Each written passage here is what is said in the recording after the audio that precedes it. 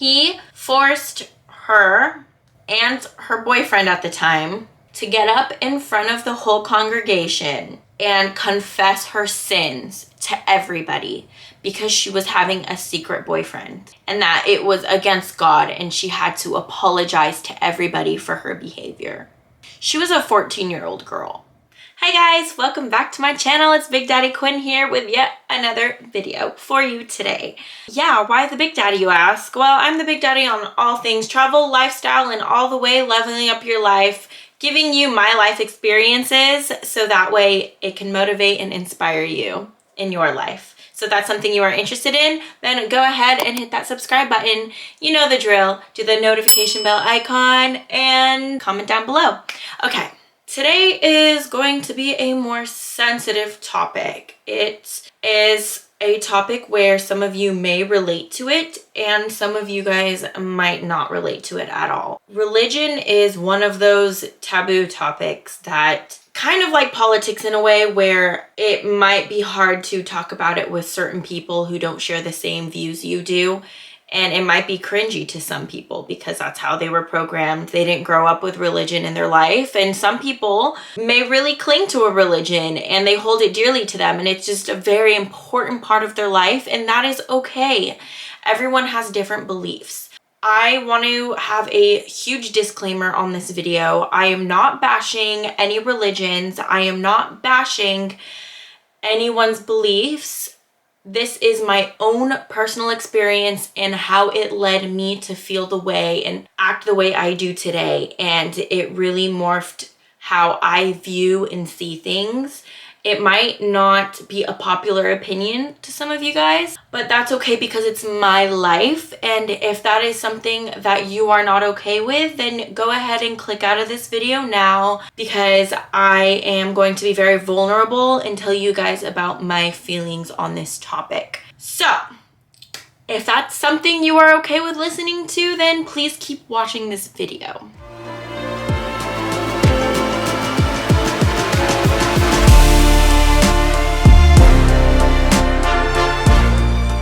So I grew up in a very conservative home, as many kids did, especially coming out of the 90s where we were still in an era where conservatism was at its peak. My mother grew up in a Catholic home and was converted to Baptist Christianity when her brother, my uncle, had become a pastor and went to school to become a Bible Baptist preacher. From there, my mom moved to the United States when she married my dad, and my dad was already kind of a conservative Christian man at the time. Together, they found a church, which is the church I grew up in since I was born. My earliest childhood memories stemmed from that church. Everything that I've done and growing up, my whole childhood was based solely on this one Baptist church that I went to. I will say that growing up in this kind of lifestyle as a kid, you don't really notice what kind of things are being taught to you. You are being fed constantly every Sunday. I would never miss a Sunday for as many years as I can remember, all the way up to the age of 16 or 17 years old. I was an avid churchgoer. I would go 2 times a week, maybe even 3.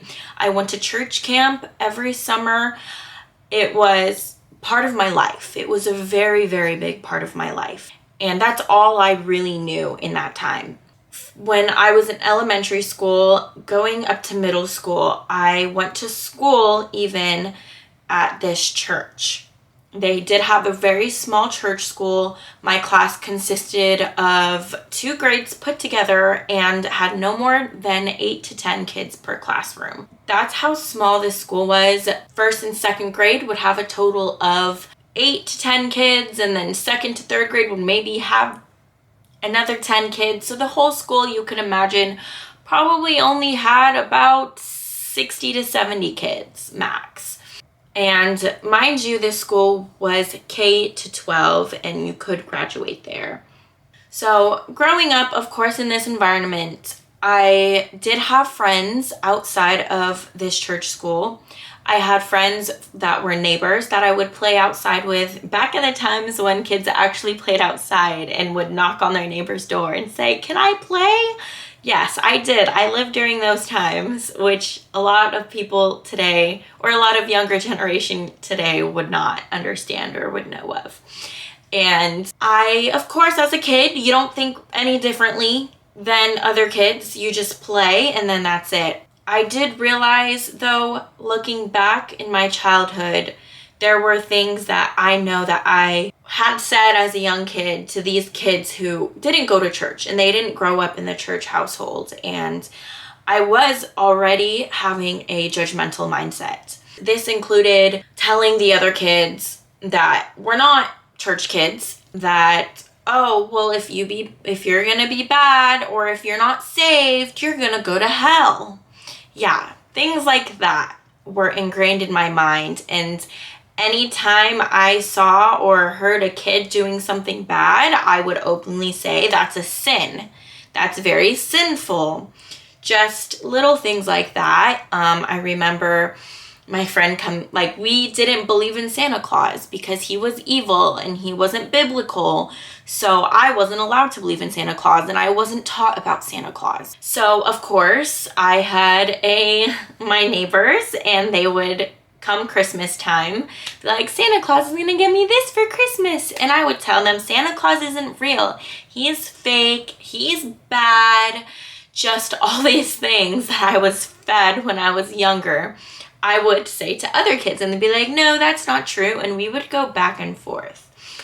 So that's kind of just like a background already of the things of my earliest memories with other kids who were not part of the church. My church rules were very strict. So there were a lot of rules and customs that you had to follow. Some of that being, for example, when I would go to church or when I went to church school, every morning in church school, we would do a skirt check where we had to get down on our knees, and if our skirt wasn't fully touching the floor, we would either get a demerit or we would get sent home if it was that short, or we'd have to call our parents to grab us something else. That's how extreme it was. Another thing is, where my collarbone is here, you had to have 3 fingers, and if it was below that 3 fingers, that's also a no-no. Words on your shirt in my school, big no-no. Pants were absolutely not allowed. They were only for boys, and they showed off your figure too much. So pants were not allowed, shorts were not allowed. So what did we wear for PE? Well, for PE, we wore these things called culottes. I'm gonna insert a photo right here, but yeah, we wore culottes. That crap was the ugliest thing I have ever had to wear, and I wore that for so many years of my life. Another thing is, I remember when I would get in trouble when I was about 5 or 6 years old, I felt like we were in like the old ages now that I look back, because when I would get in trouble for something, either the principal, he kept a wooden paddle in his office, and he would spank all the naughty children. And if it wasn't him, he would call a parent to come and spank you if you were being naughty right in that office. And I remember I've been spanked once by the principal, which was a male. I was like 5 or 6. And then second of all, I've had my parents come and spank me in front of the principal. I know, it's pretty crazy now that I think back at it. It was just a very different time. But that's not all. That's not where it begins. Growing up, I also lived in the Philippines. I moved there from the age of 9 to 12. I also attended a private Christian school while I was there as well.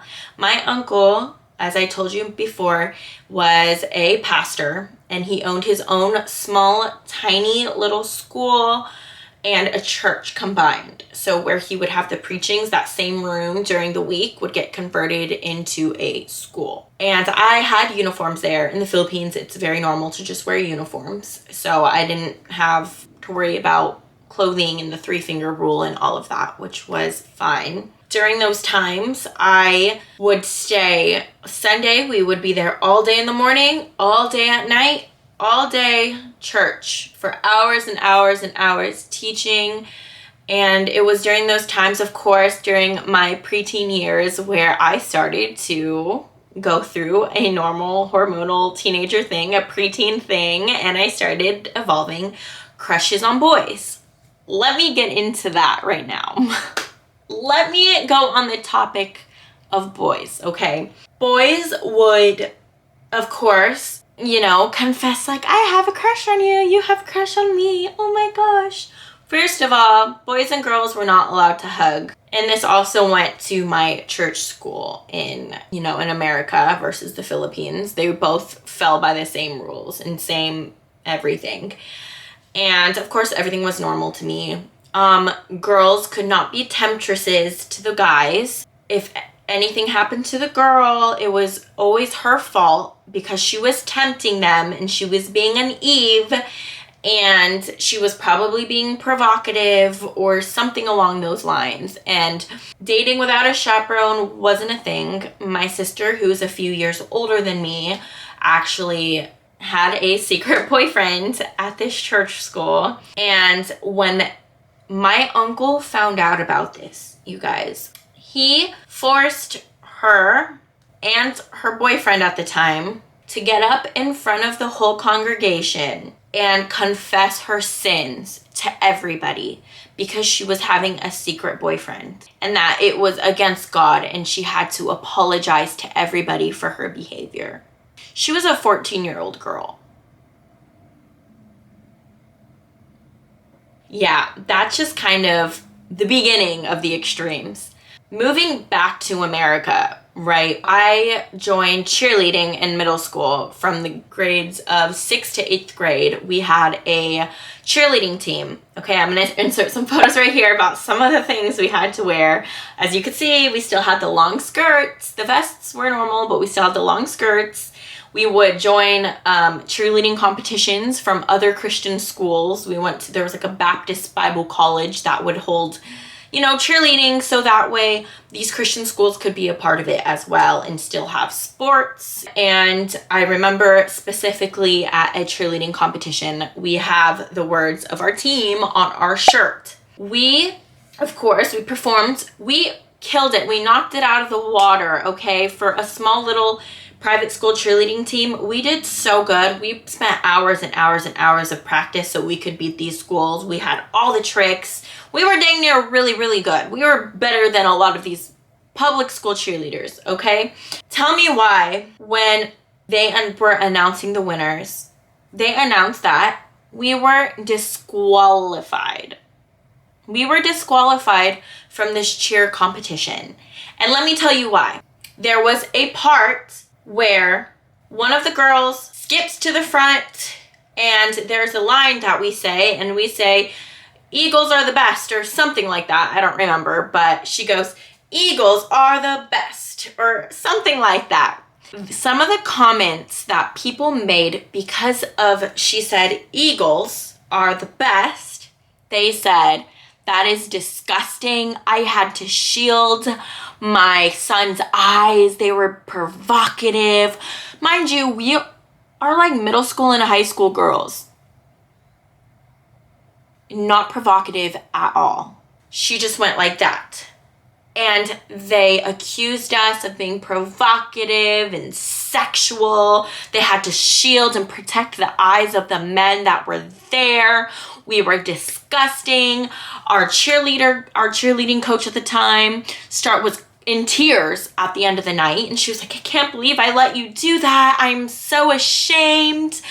Oh my gosh. And just started crying. Like, everyone's crying because they're upset. They feel ashamed. They feel sinful. We are provocative. We need to be ashamed of ourselves because that's what everyone keeps telling us, is that we are disgusting. Just imagine hearing that as young teenage girls, like guilt tripping because of something so small. And our cheerleading coach is crying about it. Like, actually ashamed. Like, she is feeling so ashamed that she let us go out there and be these little hoochie mamas. They acted as if we went out there in some bra and panties and was like, shimmying our way, like, and doing a provocative dance.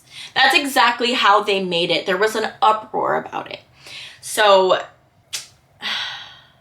and I know our cheerleading coach at the time had a young girl, maybe like 1 or 2 years old at the time, and she even talked to us about being provocative, gave us a lesson about why pants are bad. We had like a deep conversation in our dorm room about how the one where we were staying for the competition, and just telling us, you know, if the day ever comes and my daughter asks me to wear pants, and I know that day's gonna come, I'm gonna be so heartbroken and shattered, and I don't know what I'm gonna do, because that's going to be a terrible moment for me, because pants are just so bad.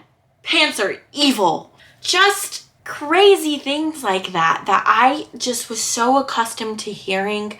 Things like, these sinful worldly people, these people of the world, they don't know. They're just lost souls. They need help. They're worldly, and you just don't, you can't, but you need to help these people, but you can't be associated with them. So when I'm around people who weren't Christians at the time, and I think I had like, you know, 1 or 2 friends that I grew up with who, you know, weren't. And I just remember looking back, I was so judgmental of those people. I was constantly thinking like, oh, this person, like, she needs to be saved. I'm worried about her soul. She's gonna go to hell. Like, I need to help her. I judged every little thing that my non-Christian friends would do. But not only that, on top of that, but there was so much judgment within the church. My mom personally worried so much about how me and my sisters presented ourselves and how we looked. She cared about bragging about us, like, oh, my daughter, she sings. My eldest sister, she's the most beautiful singing voice, and my mom would always make her sing for the church, or like make her sing in the choir and make her play the piano for everybody. My daughter's so godly, and she's this, and she would always tell me, maybe one day you'll be a pastor's wife. Just things that I just constantly heard.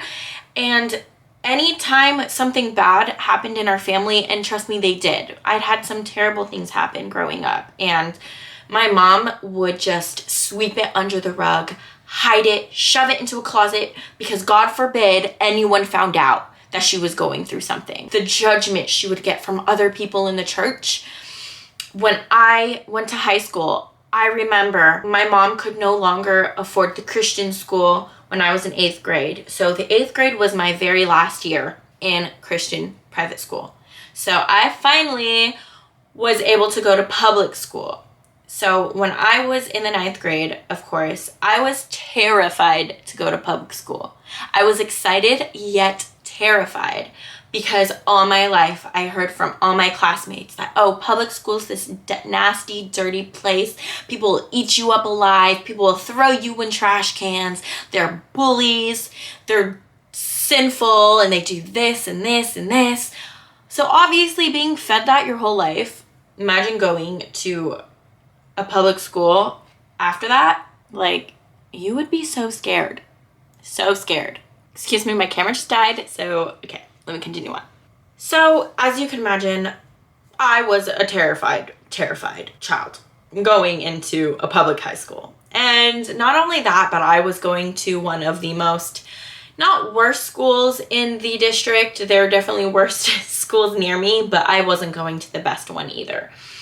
And I did live in a more, definitely a lower class, a lot more lower class kids that attended this school. I remember my first day like it was yesterday. I was so not used to being around so many people. What helped me though truly is that deep down inside, I am a very extroverted person. I had never been a shy kid. I would always make friends wherever I went. Like I said, I made friends with my neighbors all the time. I made friends. Anywhere I went, basically. Anytime I went to a church camp, anytime I could get social interaction, I did. And that's kind of the same case for school. I kind of found my people.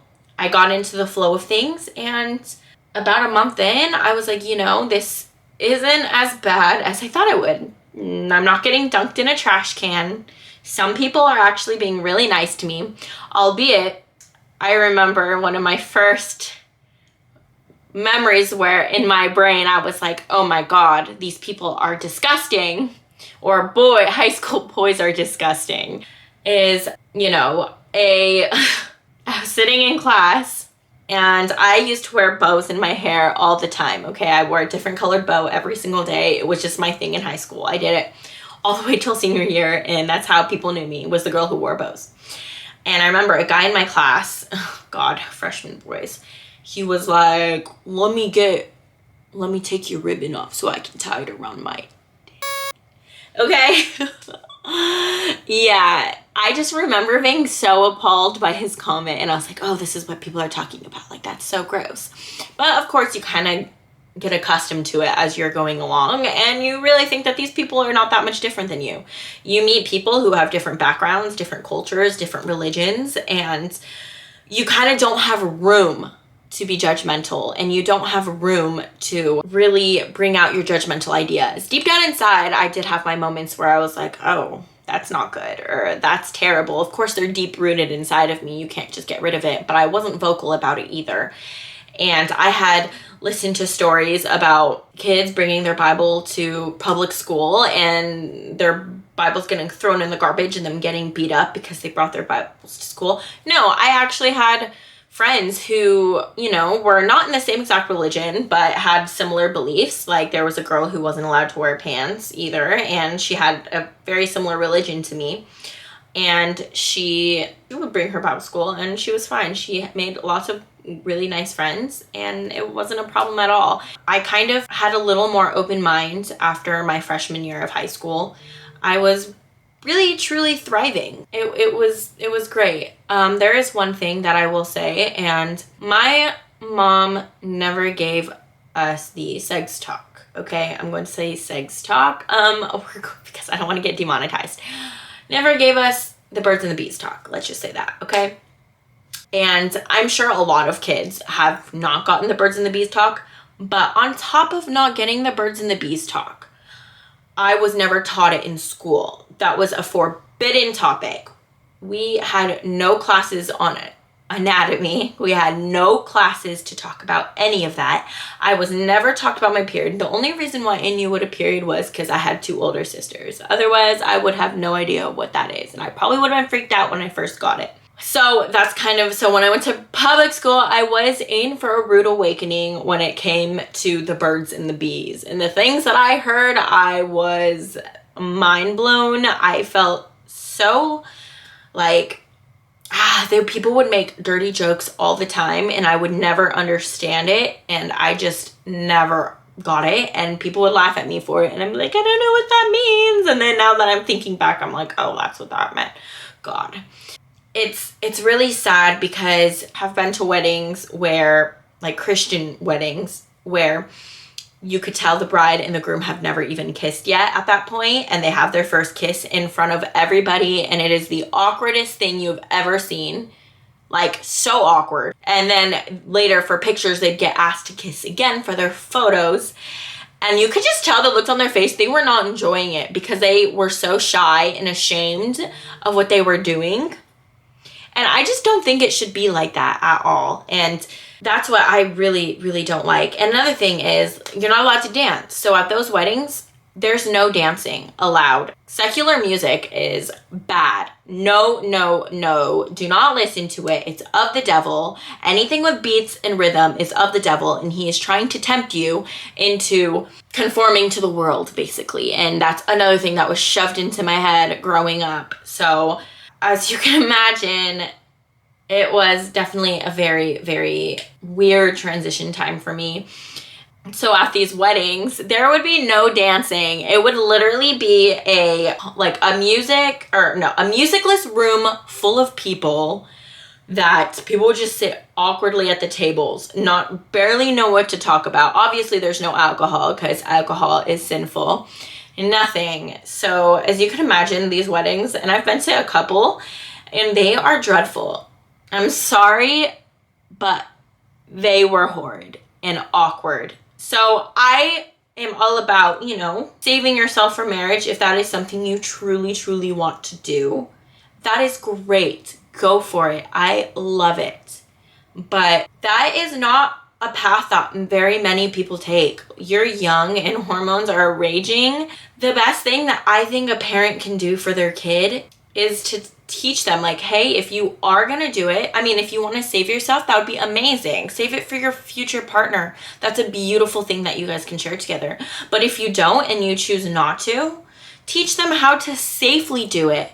Teach them what the risks of it are. Teach them, educate them. If they have questions, help them. I wish I could go to my mom for those things when I was in high school. I really do. And that's something that if I even so much used the S word, the segs word in front of her, she would beat me with a slipper, okay? It's just the mindset, in my opinion, on this topic is not something that we should hide from our kids. And when I'm a mom, I'm going to make it a point to educate my kids on this topic and to let them know, hey, you can come to me for these questions. I won't get mad at you, and I'm not going to make you feel any type of way for it. Because that's what I wish I got. I had so many questions. I had to learn through trial and error so many times when it came to boys. It was very difficult, and it was a very difficult time in my life. And I was easily manipulated because I went to a school where I didn't have very many interactions with boys. I fell for men that, used and abused me, okay? And that's the sad part of this, is once you are a caged bird and you are set free, you don't think about the dangers that are in the world because you weren't taught those things. Another example is going back is I know of a couple that I heard of a couple that went to a Christian Bible Baptist college, and they went to the counselor's office. They were married. They were a married couple. They went to the counselor's office and they said, hey, look, we are trying to conceive. We really want a baby, but it's not happening. I think there's something wrong with me. What should I do? And I think it's funny that they went to a counselor's office instead of a doctor, but they went to their counselor, their Christian counselor first, because I don't know.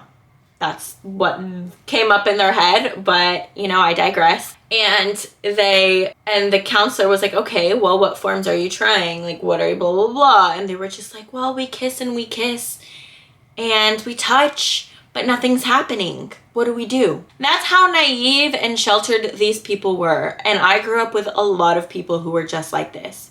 Or I grew up with a lot of people who were very much like me, and they were caged birds, and when they were let loose, they were devoured by these experiences in the world, such as drugs and alcohol that were forbidden to them at one time, and they became alcoholics or they become drug addicts. And that is just something that also is a problem with this kind of mentality. I remember going back to the Philippines when I was 16 years old. I went for a few weeks to visit during spring break. I went to a church camp there because I grew up with a lot of these kids that I went to church camp with. So of course I wanted to go back and just see my friends.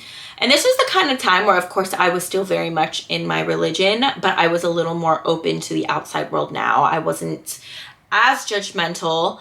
I kind of had a more rebellious spirit at the time. And I remember exactly, I was at church camp and a group of boys approached me and my female cousin, and they, were talking with me. I was kind of a hot commodity just because I was foreign to them, and this was the Philippines. They were all Filipino. I was American.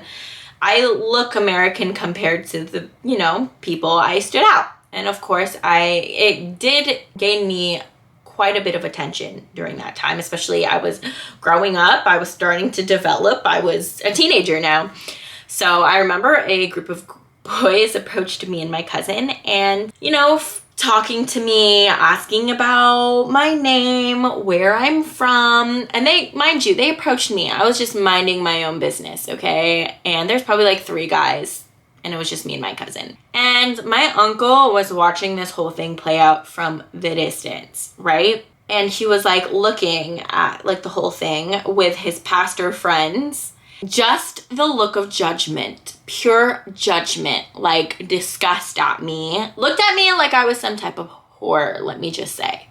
And I kind of sensed this and I was like, hey guys, like I was trying to like get away from them. They were being very persistent and I was like, no, I'm sorry. Like I gotta go. Like me and my cousin has to go. Tell me why these grown adult men were gossiping among, and I found out, from my cousin later on, because her dad talked to her about the situation and was like, why were you guys around those guys? Were you tempting them? Why? Like, you shouldn't be. Like, it looks bad when you're surrounded by men like that. Like, it's dirty. Basically making me sound like I brought my cousin to go talk to these guys. He made it sound like that to her, and that I was a bad influence, and that that it was my fault that these guys talked to me. It was for sure my fault. And even the other pastors that were there were like, oh, she's basically a whore, okay? In religious terms, whatever, however they said it. Yeah, that was me. A 16-year-old girl was tempting these men. I was being a temptress, and I forced my cousin to come and talk to these boys. So you can see that I grew up a lot with the mindset that anytime anything happens to a girl, it's the female's fault, never the men's fault. It's because she is being basically provocative and she's not doing her best to keep up her Christian image. And I remember after that moment, like, it really rifted my relationship with my uncle, because there were times after that where at that time, I started wearing pants, because that was a time where I was in public school and all my friends were wearing pants. And so I was like, hey, you know what? I want to wear pants too. I didn't see the big deal. Everyone else was doing it. It seemed normal. And I was like, you could still believe in God and still wear pants. So I remember when I visited my other friend in the Philippines, of course, she was also a pastor's daughter. I remember visiting her house wearing a pair of ripped skinny jeans. Okay, they're like ripped all the way down. I go into her house and I say hi to her. And the very first thing that her dad does when I walk into the door is go,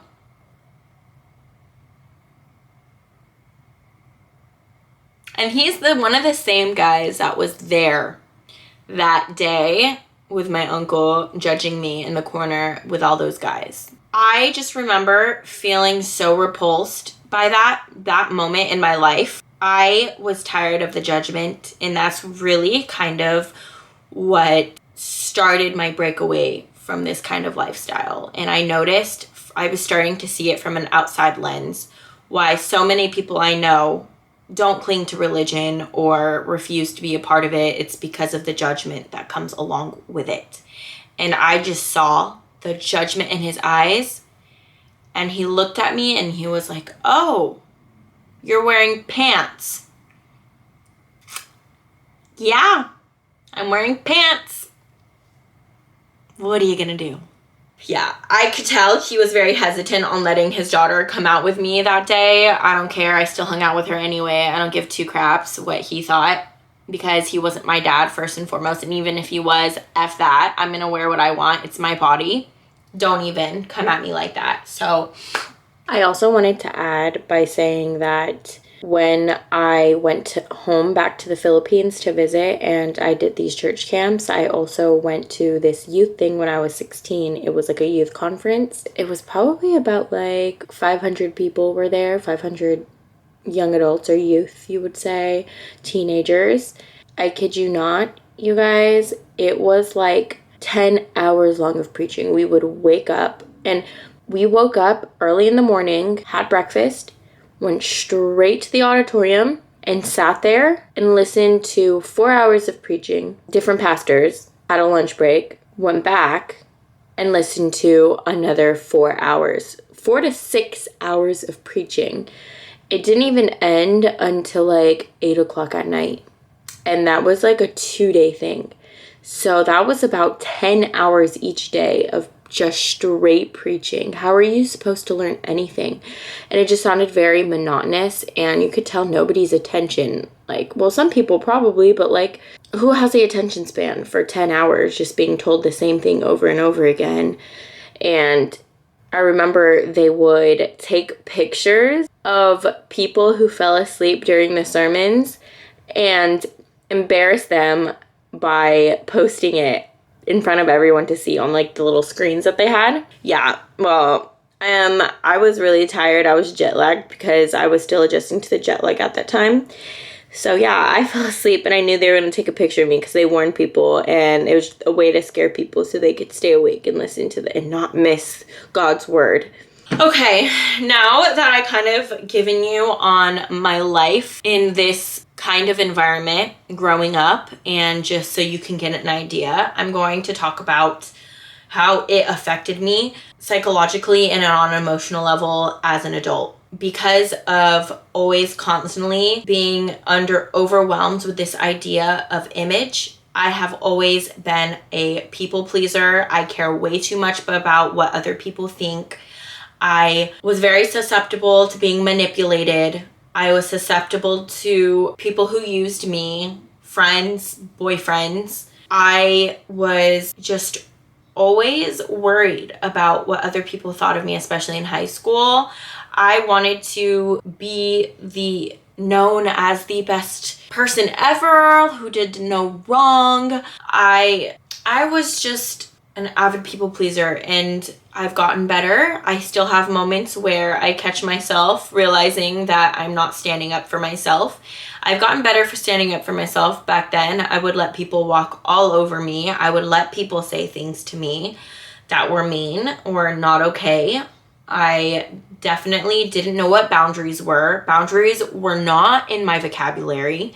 I had this secret judgment towards other people growing up, and even till this day, sometimes when somebody does something, I catch myself having a judgmental thought about them. And it's just really crappy because there are so many good people in the world, and I feel like we should see people for the goodness that they are rather than the bad. So having a judgmental mindset can really cause you to be a negative person and put a negative light on not other people but yourself as well, because not only are you judgmental of other people, but you're judgmental of yourself. You judge the little things like, am I not perfect enough? Am I not this enough? Are my clothes not good enough? It's just, it puts you in this mind state where you just don't feel like you are enough. Self-love was not a thing. There was no such thing as self-love. There was only God's love. And don't get me wrong, I'm all about God's love. Universe, however you want to say it. A higher power is love. And that's why we are here. In my opinion, love in general is why we're here.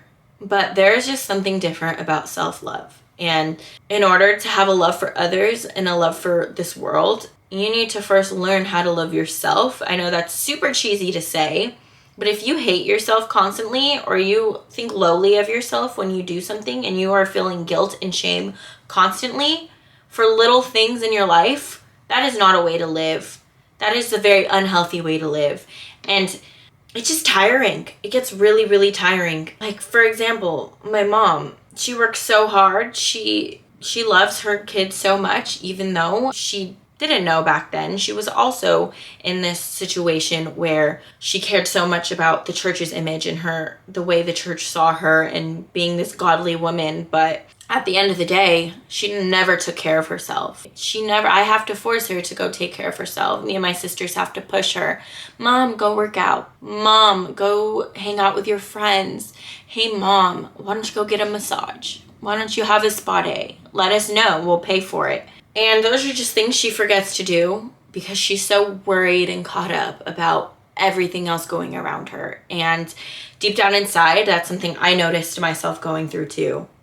Another thing is channeling my emotions. I didn't know how to channel my emotions. It was either you just kept everything in because you're not allowed to show your emotions. You're not allowed to express your emotions because your emotions aren't valid, because it's sinful to think a certain thought. And if you felt a certain way about something, it might be bad. Maybe you're not allowed to feel that way. Maybe you felt guilty about feeling a certain way, so you swallowed it. And there was no way to regulate your emotions. And that's exactly how I grew up. I didn't know how to channel my emotions, so I would bottle everything up. And when it was time, I would let it out in a ginormous whirlwind. I would throw things, scream, cry, not know how to regulate my emotions and how I was feeling when I was upset. Even it's affected me in relationships and friendships. These are just things that how it really truly affected me. I just remember the freeing feeling of being able to do what I want and wear what I want. I remember my first time wearing pants. My other cousin, who wasn't super into religion, she still believed in God, but she wasn't a very religious person. She let me borrow a pair of pants for the first time, and I wore them in secret when I was out with her, and when we went to the amusement park, or when we went and did something for the day, or went to the mall. And I remember I felt so freeing, but I also, at the same time, felt like I was doing something incredibly wrong. I was sinning in that moment. But another part of me couldn't help but feel like liberated in a way that I got to wear what I wanted without someone else telling me that it was bad or wrong. So that leads me to, what do I believe today? Well, I do think that the Bible has some truth to it. There are some verses till this day that resonate with me that I do believe in, but not in the way I was taught. They took the Bible literally, word for word.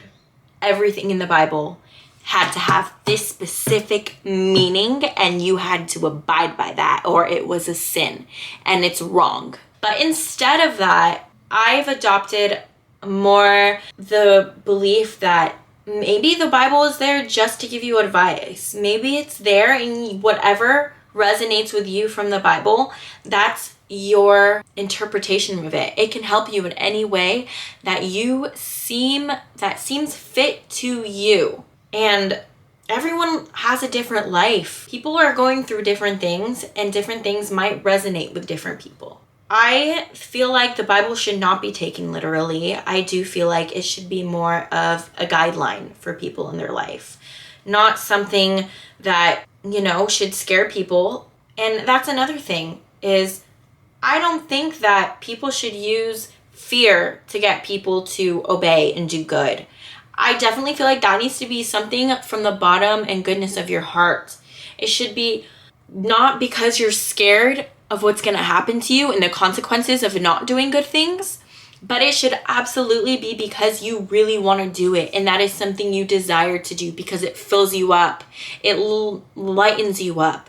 Not because you're going to go to hell or you're going to be punished and God's watching you.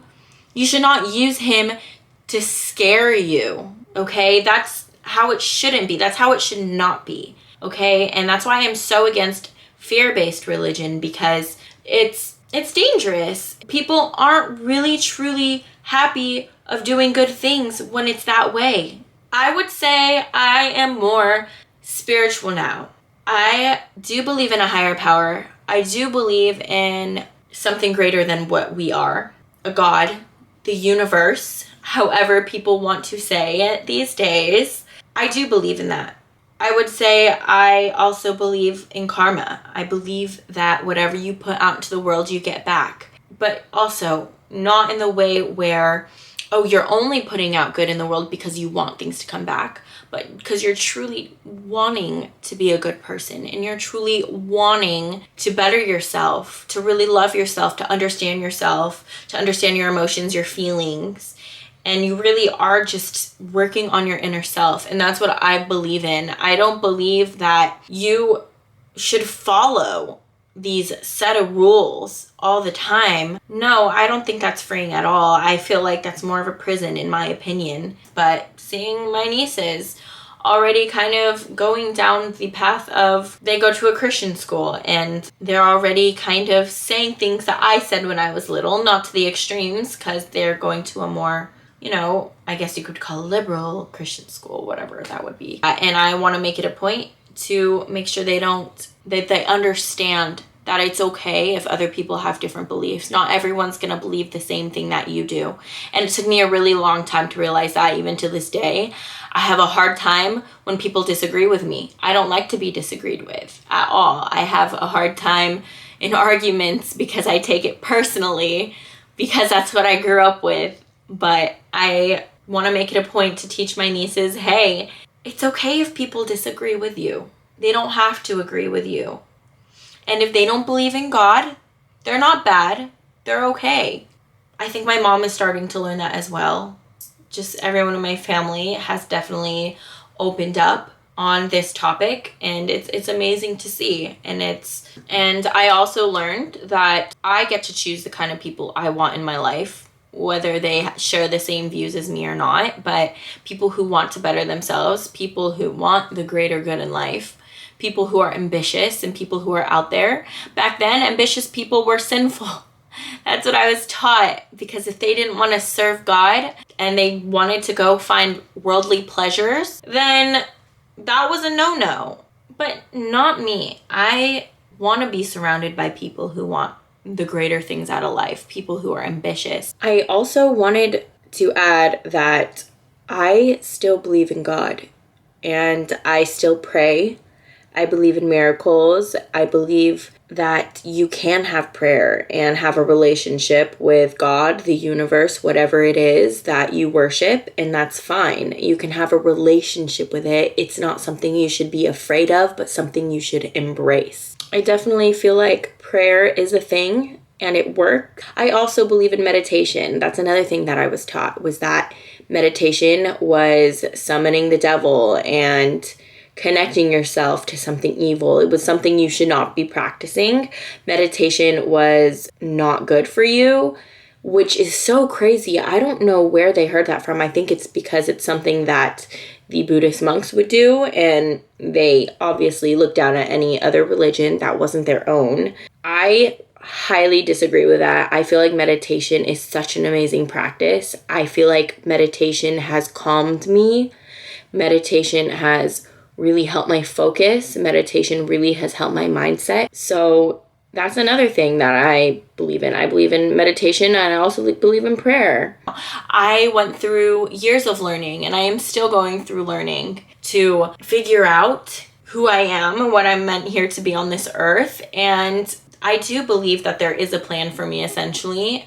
I am happy to say I am a recovering people pleaser. I wear what I want now because it's my body, and as long as I'm taking care of it and it's mine and I'm not harming it in any way, then that's okay. I am happy to also say that I get to choose the people who are around me, not chosen for me because of what other people think. I'm going after the dreams that I want, not ones that my parents or past has placed on me. I am doing what's best for me now, and this whole life that I've gone through has taught me so much. This video is to anybody who, so you can learn from this too, if you're going through the same thing, or if you went through the same thing, something similar, or I can just enlightening people who have never been through that kind of situation. So yeah, that is my whole story of my extremist religious upbringing. I am in no way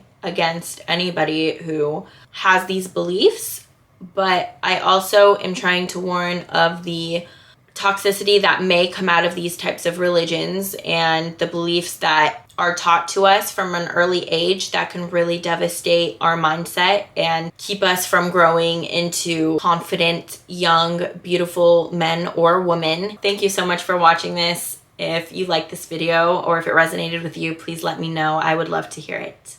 Yeah, Big Daddy out.